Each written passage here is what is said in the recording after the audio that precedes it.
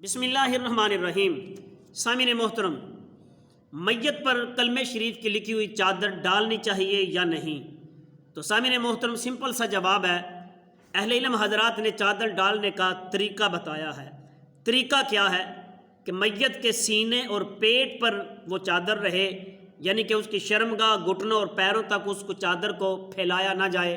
عربی کے اندر لکھے ہوئے کلمات طیبات ان کی بے ادبی ہوگی، بے حرمتی ہوگی، اور ان کا ادب احترام ہر مسلمان پر فرض ہے کہ عربی کے کلمات طیبات کا، لکھا ہوا کلام کا ادب کرے، احترام کرے، اور میت کے سینے اور پیٹ کی حد تک صرف یہ چادر ڈالے اور دوسری کلوز کر دے۔ دوسری بات یہ ہے، قبر پر کلمے کی چادر ڈالنی چاہیے یا نہیں؟ تو سامعین محترم، ہر ایک کی قبر پر چادر نہیں ڈالی جاتی۔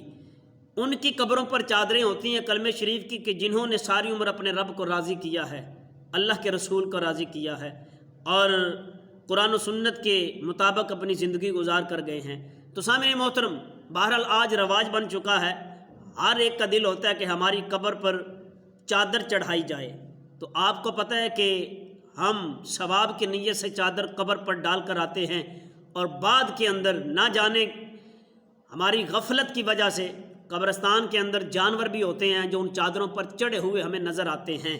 تو سامعین محترم، اگر ثواب کے ارادے سے چڑھائی ہے تو آؤ، اہل علم حضرات فرماتے ہیں، انہی پیسے سے اپنے مرحومین کے ایصال ثواب کے لیے صدقہ جاریہ سمجھ کر کسی ضعیف العمر بوڑھے کو جوڑا لے کر دے دو، جو وہ پہن کر 5 وقت کی نماز ادا کرے، اور اسی چادر کے نیم البدل کسی ماں، بہن، بہو، بیٹی کے سر پر دوپٹہ ڈال دو، وہ صدقہ جاریہ بن جائے گا۔ اور بجائے اس کے قبر پر چادر چڑھائی جائے، چادر ڈالی جائے، یہ عمل کر کہ ماں، بہن، بہو، بیٹی کے سر پر دوپٹہ ڈالو، تجھے بھی ثواب ملے گا۔ اللہ کی عزت کی قسم ہے، صاحب قبر کو بھی اللہ ثواب عطا فرمائے گا، اور یہ اس کے لیے صدقہ جاریہ بن جائے۔